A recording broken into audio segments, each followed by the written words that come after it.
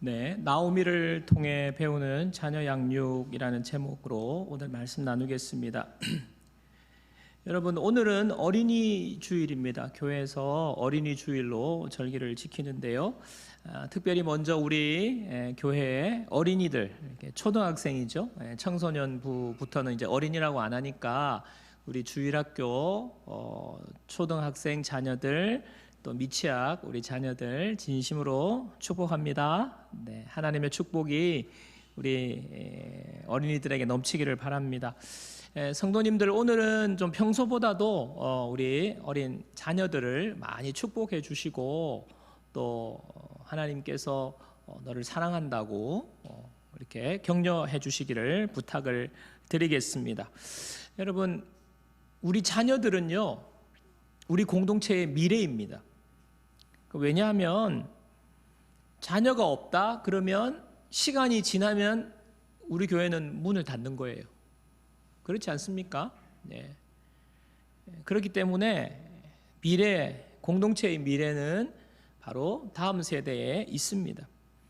자, 이런 측면에서 보면 우리 다음 세대 자녀들을 잘 양육하는 것은 우리에게 굉장히 중요한 일이죠, 그죠? 왜냐하면 우리 가정의 미래이고, 우리 공동체의 미래이고, 우리 국가의 미래이기 때문에 정말 우리 어른들이 나만 편하고 잘 지내는 게 중요한 것이 아니라 우리 자녀가 중요한 것입니다. 제가 어린이 주일 설교를 준비하면서 문득 떠오르는 격언이 있었는데요. 그게 뭐냐 하면 자식은 부모의 얼굴이다라는 격언이에요. 여러분 들어보신 적 있으시죠? 자식은요, 부모의 거울이다. 자식은 부모의 거울입니다 라는 겁니다. 자식을 보면 그 부모를 알 수 있다는 말 아닙니까? 부모가 아이들을 양육할 때 자식은요, 부모를 보고 자라요. 그렇기 때문에 부모를 닮는다는 것입니다. 부모의 영향력이 절대적이라는 말이죠. 그래서 오늘 이 말씀은 우리가 어린이 주일을 당하면서 아직 나는 부모도 아니고 아직 결혼도 안 했고 자녀도 없고, 또 어떤 분들은 자녀 다 키우고 그런 분들이 있지만, 여러분들 앞으로 부모님이 다 될 거예요. 자녀를 가지게 될 것이고, 또 우리 공동체에서 볼 때 우리 자녀들이 있기 때문에 여러분들 오늘 말씀을 우리가 잘 기억하기를 바랍니다. 자식은 부모의 거울입니다. 그런데 여러분, 이 말은요, 얼핏 보면 우리가 수긍이 가는 말이긴 한데 굉장히 두려운 말이에요. 왜냐하면 내가 하는 말, 내가 하는 생각, 내가 하는 행동이 자식의 인생을 결정한다는 것입니다. 왜냐하면 나를 보고 나하고 똑같이 되기 때문에. 그래서 부모가 늘 부정적이다 그러면요, 자녀는요, 부정적인 아이가 되는 것입니다. 그렇죠? 거울이기 때문에 그렇습니다. 그래서 부모는 두려운 거예요. 여러분은 어떻습니까? 자식이 나를 닮은 모습을 보면요, 때로는 흐뭇해하기도 하지만 왜 저런 것까지 나를 닮아가지고 정말 괜히 싫을 때가 있어요.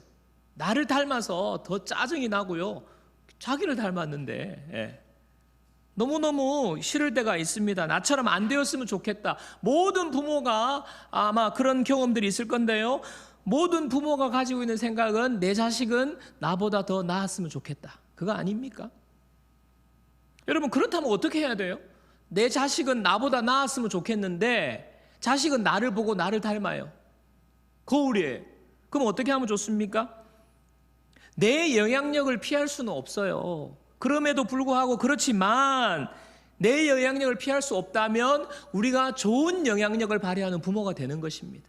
내가 변화되어서 내가 좋은 부모로 아이한테 영향력을 끼쳐서 훌륭한 자녀가 되는 것, 결국에는 좋은 부모가 되기로 결단하는 거예요. 이런 관점에서 어린이 주일은요, 우리 어린이들을 축복하는 시간이기도 하지만 부모를 위한 주일이다, 저는 이렇게 말씀드리고 싶습니다. 저는 오늘 룻기를 묵상하면서 제가 따로 본문을 막 찾고 이러진 않아요. 우리가 큐티 해놓은 본문을 제가 중심으로 가능하면 설교를 하는데, 참 놀랍게도 룻기를 보면서 하나님께서 자녀 관점으로 많은 것들을 하나님께서 저에게 생각이 나게 하시더라고요. 배경을 한번 살펴보겠습니다. 룻기 1장 1절 2절입니다. 먼저 사사들이 치리하던 때에 그 땅에 흉년이 드니라. 여러분 이 부분은 나중에 다시 언급할 건데 잘 기억하시기 바랍니다. 사사들이 치리하던 때에 그 땅에 흉년이 드니라. 유다 베들레헴의 한 사람이 그의 아내와 두 아들을 데리고 모압 지방에 가서 거류하였는데 그 사람의 이름은 엘리멜렉이요 그의 아내의 이름은 나오미요 그의 두 아들의 이름은 말론과 기련이니 유다 베들레헴 에브라 사람들이더라. 그들이 모압 지방에 들어가서 거기 살더니, 지금 유다 베들레헴에 엘리멜렉이라는 사람이 있는데요, 그 아내 이름이 나오미예요. 그리고 두 아들이 있었습니다. 자, 네 가족이죠. 이 네 가족이 모압 지방으로 이주를 해서 살게 되었는데 거기서 나오미의 남편 엘리멜렉이 죽습니다. 그리고 두 아들과 엄마만 남는데 두 아들은요 모압 지방에 이민 간 그 외국 여자와 결혼하는 거예요. 두 아내를 맞이하게 됩니다. 그 한 여인이 바로 룻이에요. 룻. 그래서 룻기는 바로 이 며느리 이야기입니다. 그리고 며느리의 어머니 되는 나오미가 나옵니다. 그렇게 10년을 살았는데 안타깝게도 10년을 사는 그 10년의 후에 두 아들도 죽어요. 룻기 1장 4절 5절입니다. 그들은 모압 여자 중에서 그들의 아내를 맞이하였는데 하나의 이름은 오르바요 하나의 이름은 룻이더라. 그들이 거기 거주한 지 10년쯤에 말론과 기럨 두 사람이 다 죽고 그 여인은 두 아들과 남편의 뒤에 남았더라. 방금 제가 설명한 그 내용이죠. 나오미는요 남편과 두 아들을 다 잃었어요.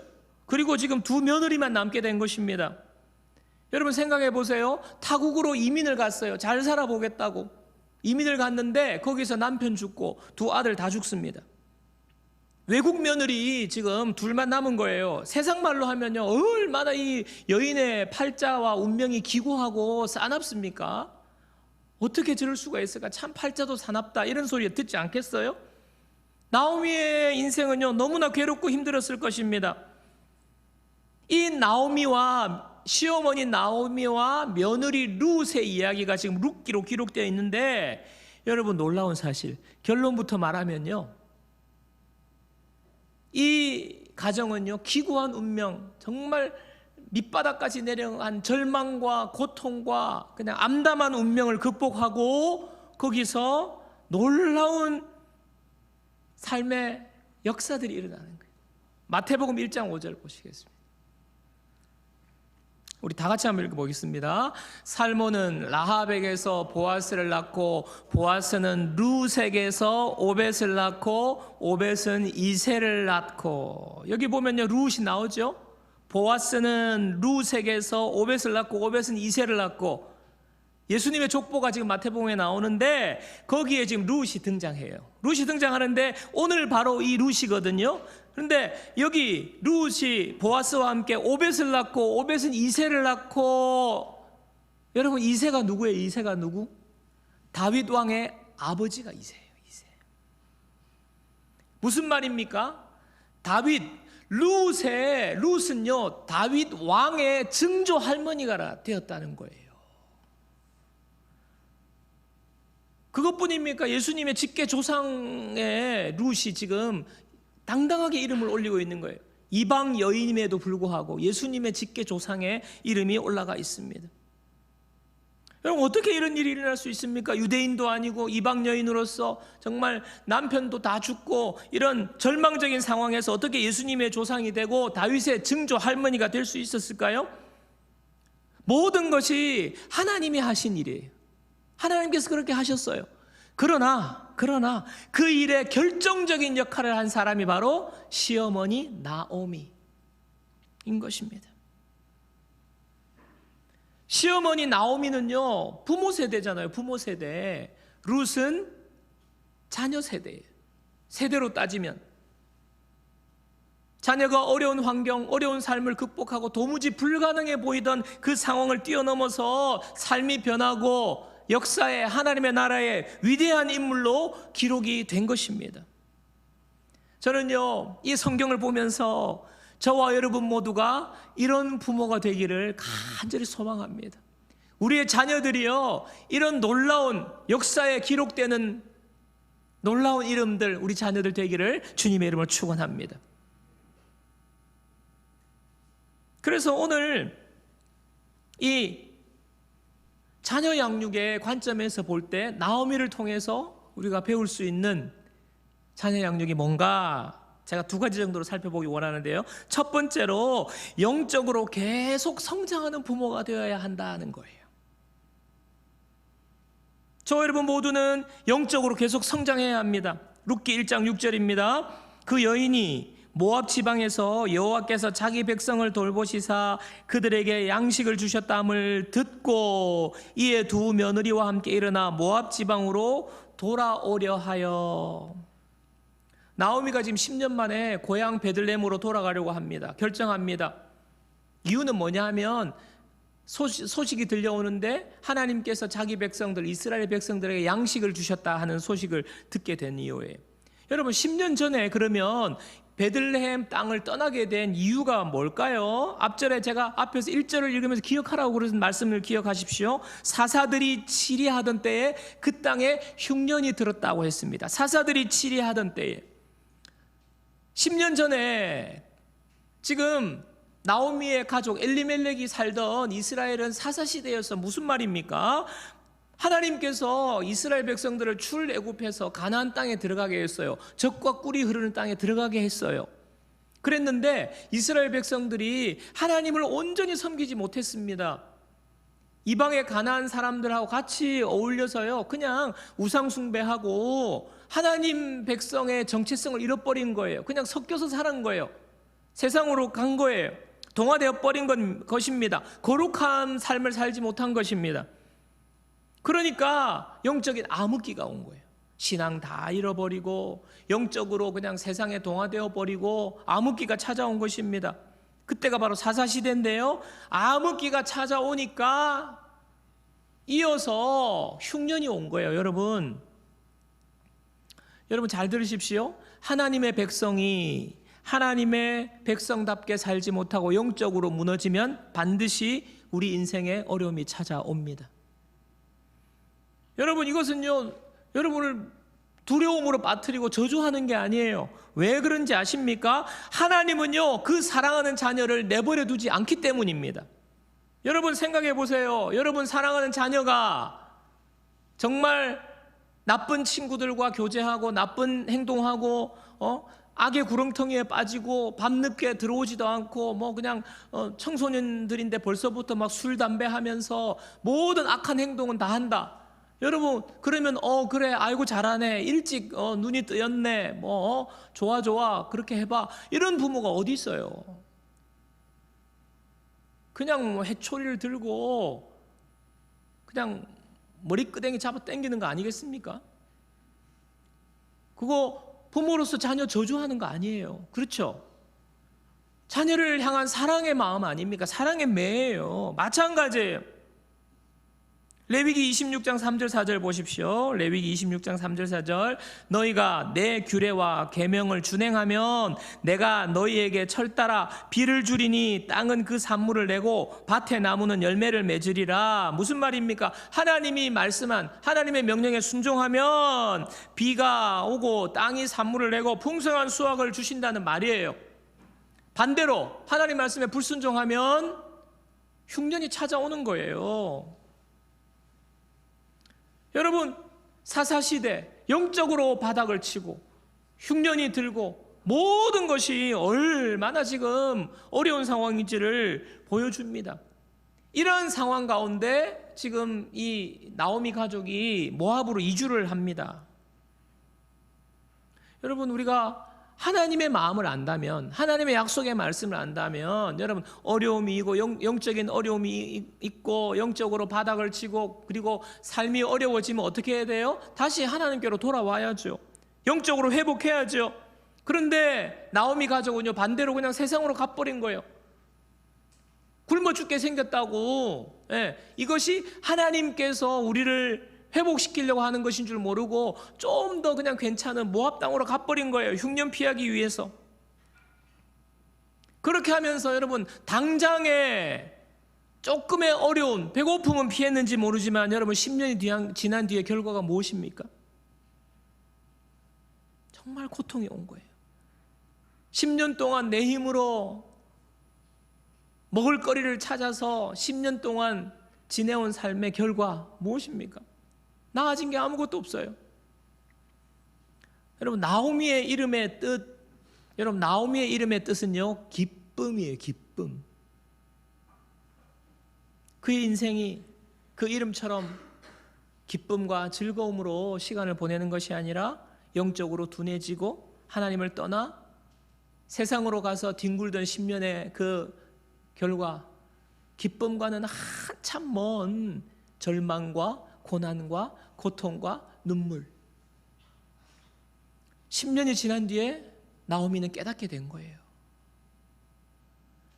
소식을 듣게 된 것이죠. 무슨 소식이요? 하나님께서 이스라엘 백성들에게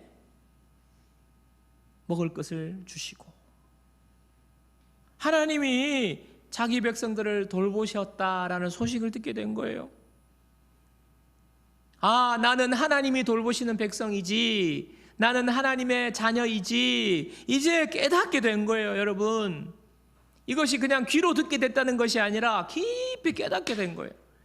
우리가 매일매일 말씀을 듣지만 여러분 그 말씀이 왜 똑같은 말씀을 듣는데 누구에게는 놀라운 변화와 결단의 시간이 되고 누구는 왜 변화가 없어요? 깨닫지 못하기 때문이에요.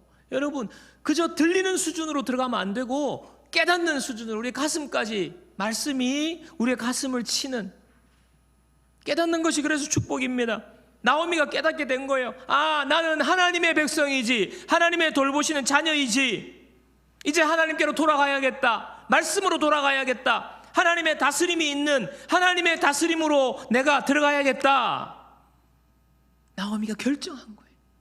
이 결정이 지금 룻에게 터닝 포인트가 된 것입니다. 룻의 인생의 결정적인 순간, 어머니의 결단이에요. 하나님께로 돌아가야 되겠다. 여러분 잘 들으세요. 우리 부모님들이 세상으로 가던 그 걸음을 돌이켜서 하나님께로 돌아갈 때, 영적으로 돌아갈 때 그것은요 자녀의 인생의 방향을 결정합니다. 다른 거 없어요. 여러분 자녀가 정말 잘 되고 하나님 앞에 복 받고 여러분을 그렇게 원하는 자녀가 잘 되기를 원하십니까? 여러분의 방향을 하나님께로 돌리세요. 요즘 TV에 보면 고민 상담, 금쪽 같은 내 새끼 이런 고민 상담 프로그램 많이 나오잖아요. 자녀들 이야기 들어보면요, 자녀들의 아픔과 자녀들의 인생이 정말 어떤 그냥 너무 이렇게 상처에 딱 갇혀 있는 자녀들이 나와서 상담을 하는데 보면요 대부분이 99% 부모 문제예요. 부모 문제. 부모가 술 먹고 와가지고 그냥 술 먹으면 그냥 완전 180도 변해가지고 그냥 다 때려 부수고 때리고, 술 문제, 여자 문제 보니까 또 대부분이 불륜해가지고요 이혼하고 엄마가 또 몇 명이고 아버지가 몇 명이고 다 그거더라고요. 그거 아닙니까? 그 다음에 부모님이 세상에 빠져서 게임에 빠져 있다든지 무슨 도박에 빠져 있다든지 인격의 문제도 있지만 그러면서 내 자녀는 잘 되라고 학원 보내고, 내가 너를 위해서 이렇게 학원 보내준다고 학원 보내고 그러면 잘 될 거라고 생각하는데 지나온 결과는요 뭡니까? 아무리 학원 많이 보내면 뭐합니까? 자녀의 인생을 결정하는 것은요 부모의 방향이에요. 부모가 세상으로 지금 가 있기 때문에 학원 보낸다고 여러분 학원의 영향력은 아무것도 아니에요. 다 그 부모님이 이야기하는 거예요. 아이들이 그때 아버지가 이랬어, 그때 어머니가 이랬어. 여러분 우리가 하나님께로 방향을 돌이키고 하나님께 더 가까이 하는 모습을 자녀들이 봅니다. 우리가 세상으로 가면요 그것을 자녀들이 봐요. 그러나 하나님께로 방향을 돌리고 영적으로 성숙한 부모가 되기로 결정하고 결단하고 기도의 자리에, 말씀의 자리에 하나님 앞에 날마다 우리 아빠 엄마는 그때 하나님께 기도하던데, 이런 모습을 본 자녀들은요, 자라다가 때로는 실패할 수 있어요. 때로는 세상의 유혹에 잠깐 넘어갈 수 있어요. 그러다가도 부모님의 모습 떠오르는 거예요.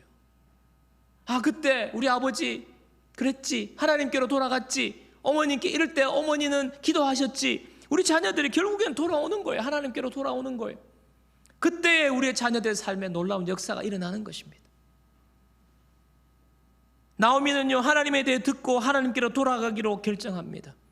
영적인 바닥을 치던 그 상태에서 다시 일어나서 하나님께로 나아가기로 결단합니다. 여러분, 부모님 여러분, 장차 부모님이 될 여러분, 여러분 지금 어디에 있어요?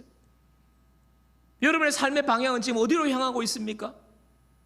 모압 땅으로 향하고 있습니까? 모압에 머물러 있습니까? 자녀의 인생의 방향이 나의 방향으로 결정되는 거예요. 여러분 꼭 기억하셔야 돼요. 그러려면요, 우리는요, 영적으로 계속해서 성장해야 합니다. 영적인 부모가 되어야 합니다. 하나님께로 더 가까이, 하나님께로 방향을 정하고 하나님께로 나아가기를 애쓰는, 영적으로 계속 성장하는 부모가 되어야 합니다. 그것이 우리의 자녀의 삶의 방향을 결정하는 것을 여러분 꼭 잊지 않으시기를 주님의 이름으로 축복합니다. 자, 두 번째는요, 자녀에게 친절한 부모가 되어야 합니다. 룻기 1장 8절 9절, 나오미가 두 며느리에게 이르되 너희는 각기 너희 어머니의 집으로 돌아가라. 너희가 죽은 자들과 나를 선대한 것 같이 여호와께서 너희를 선대하시기를 원하며 여호와께서 너희에게 허락하사 각기 남편의 집에서 위로를 받게 하시기를 원하노라 하고 그들에게 입맞춤에 그들이 소리를 높여 울며. 자, 나오미는 지금요, 남편 죽었죠. 10년 뒤에 두 아들 다 죽고 며느리만 남았는데 나오미는 이제 돌아가기로 결정하잖아요, 고향으로. 그러면서 하는 말이, 나는 고향으로 돌아가니까 얘들아, 너네들 친정집으로 돌아가거라. 너희 어머니에게로 가거라, 이럽니다. 남편 없이 사는 것은 너무 힘드니까 지금 내가 다시 결혼을 할 수도 없고, 결혼을 한다 한들 내가 자녀를 낳아서 그 자녀가 자라서 너네들 남편이 되도록 할 수도 없고, 새로운 남편을 만나서 새로운 인생 출발하라고 지금 나오미가 하나님께서 너희들 선대해 주시기를 원한다, 축복하면서 지금 가라고 하잖아요. 또 여러분 룻기의 앞에 보면요, 나오미가 며느리를 부르는데 내 딸들아, 내 딸아, 딸이라고 그래, 딸. 여러분 이 모든 것을 볼 때, 종합해 볼 때, 그리고 지금 오늘 이 나오미가 딸들을 보내면서 축복한다는 말이 끝날 때 어떻게 합니까? 서로 그냥 부둥켜 우는 거예요. 그냥 입을 맞추고 서로 우는 거예요. 여러분, 사실 우스갯소리로 시어머니와 며느리, 우리 시어머니, 며느리 여러분들, 시어머니와 며느리 이 고부 간의 관계는요, 예수님이 오셔도 해결이 안 된다. 이런 우스갯소리가 있잖아요. 여러분 그런 관계가 고부 간의 관계 아닙니까? 그런데 지금요, 여기서는요 그런 모습이 없어요. 여러분 지금 이쯤 되면 시어머니가 지금 어때야 됩니까? 내가 남편 죽어서 과부가 된 것도 지금 스트레스 받고 열받고 서러운데, 지금 두 아들까지 죽었으니까 여자 잘못 들여가지고 지금 내 아들 죽었다고, 니네들 때문에 죽었다고, 감히 니네들 어디 가냐고, 내 늙었으니까 너네들 빨리 돈 벌어서 내 먹여 살리라고, 책임져라고. 여러분 이러지 않겠어요? 근데 전혀 그런 분위기 아니에요. 탓하는 분위기 아닙니다. 며느리 탓하는 분위기 아닙니다.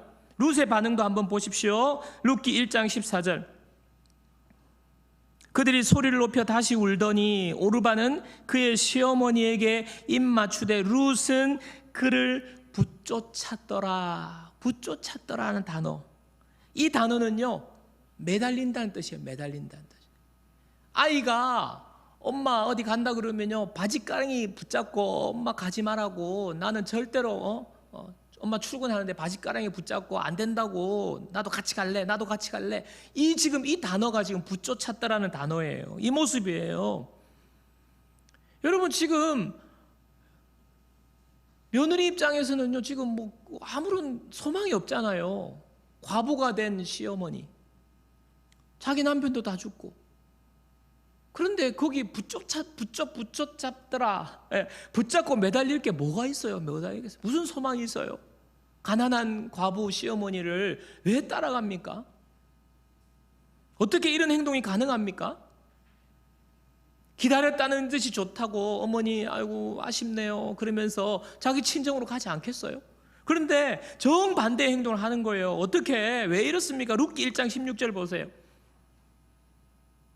룻이 이르되, 잘 보십시오. 내게 어머니를 떠나며 어머니를 따르지 말고 돌아가라. 강권하지 마옵소서. 어머니께서 가시는 곳에 나도 가고 어머니께서 머무시는 곳에서 나도 머물겠나이다. 어머니의 백성이 나의 백성이 되고 어머니의 하나님이 나의 하나님이 되시리니.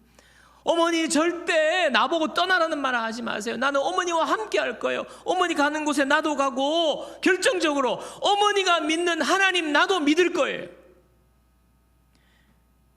여러분, 요새 다음 세대 우리 교회가 없어요. 주일학교 없는 교회도 많고요. 왜 그렇습니까? 목사님 자녀, 장로님 자녀, 권사님 자녀, 중직자 자녀 중에 딱 대학 가면요, 아니요, 한 고등학교 가면요 교회 안 나온다고 선포하는 자녀들이 너무 많아요. 나는 엄마가 믿는 하나님, 아빠가 믿는 하나님 나는 안 믿을 거야. 여러분, 이러고 선언하고 나가버립니다.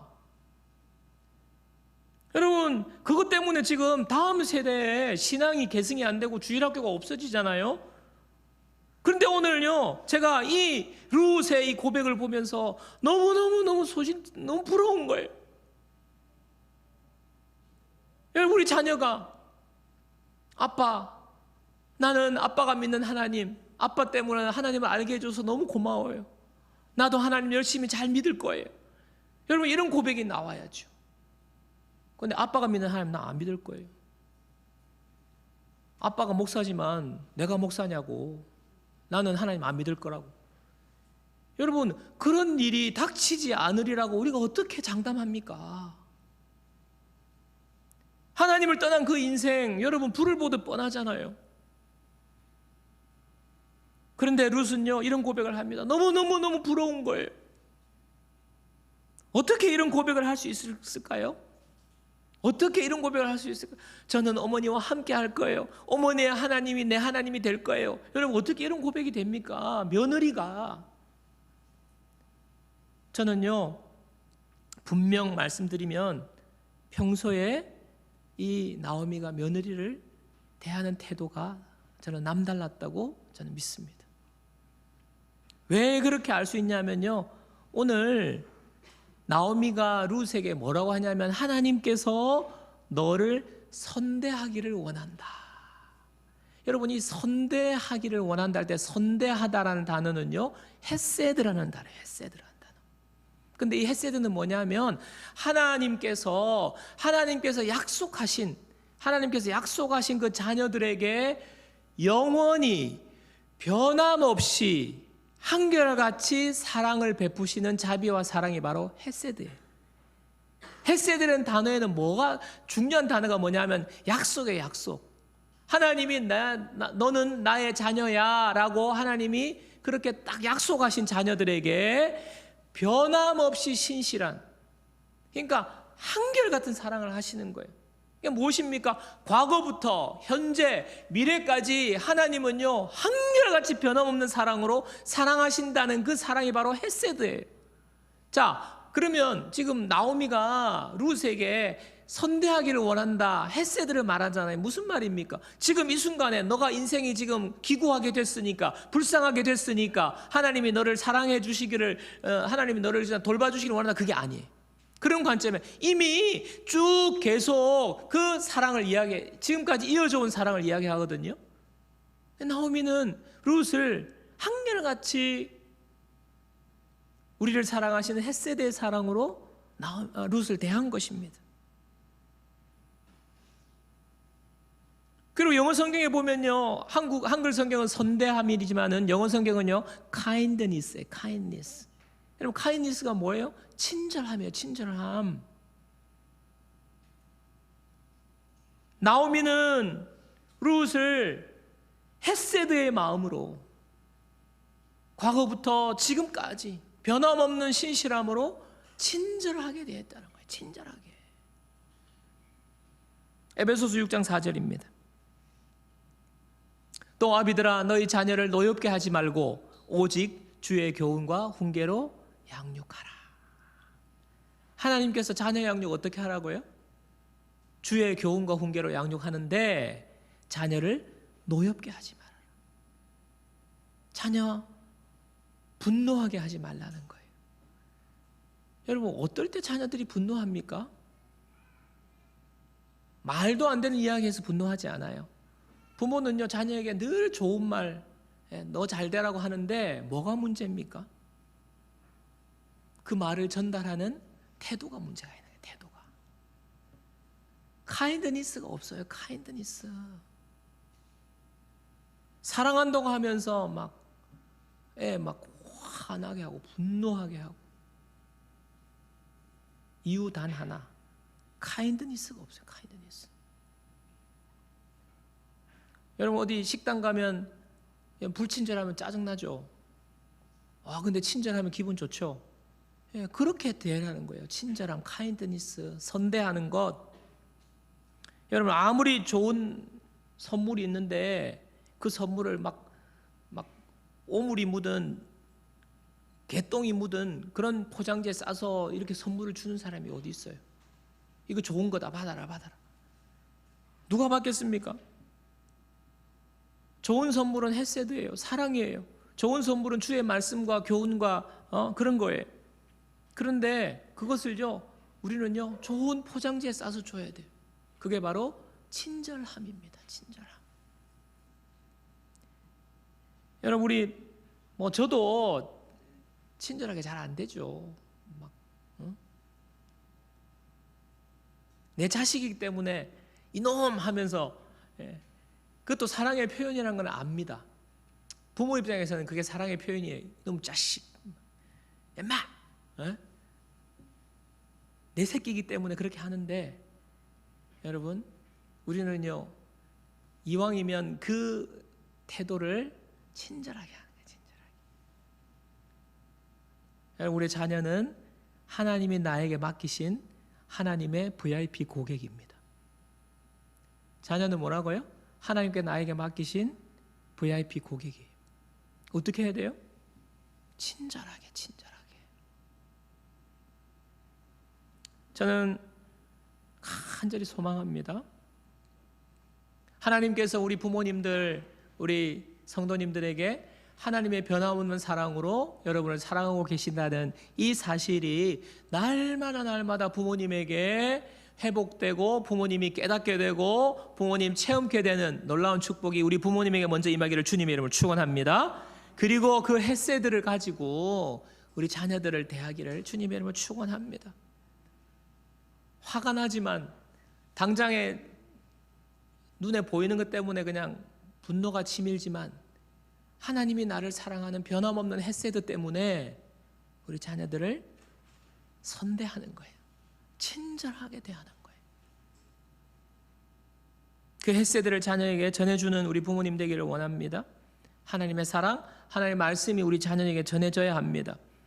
친절함으로 예쁘게 포장해서 우리 자녀들에게 전하는 거예요. 사랑하는 부모님들, 사랑하는 성도 여러분, 우리의 자녀들 하나님의 VIP 고객이라는 사실을 잊지 마시기 바랍니다. 이 친절함 때문에 우리 아이들은 놀랍게 변화될 거예요. 너희 자녀들을 노엽게 하지 말라. 말씀을 정리하도록 하겠습니다. 여러분, 하나님께서 우리에게 자녀들을 맡겨주셨어요. 이 자녀들은 하나님의 나라에 위대한 일을 할 자녀들입니다. 그러니까 우리가 책임이 크죠. 내가 잘 되기를 바라는 것만큼 하나님 우리 자녀들을 더 축복하고 잘 되기를 원하세요. 하나님의 나라의 위대한 자녀들이 될 것입니다. 여러분 믿으십시오. 그러기 위해서 우리는요, 나를 보고 우리 자녀들이 자랄 건데 어떻게? 영적으로 계속 성장하는 부모가 되기로 결단하십시오. 여러분의 자녀들의 놀라운 인생에 놀라운 일이 일어날 것입니다. 두 번째, 친절하게 대하세요. 자녀들을 하나님의 존귀한 자녀로 친절하게 대하십시오. 이 두 가지를 결단하고 실천하는 우리 모든 성도님들, 부모님들 되시기를 주님의 이름으로 축원합니다.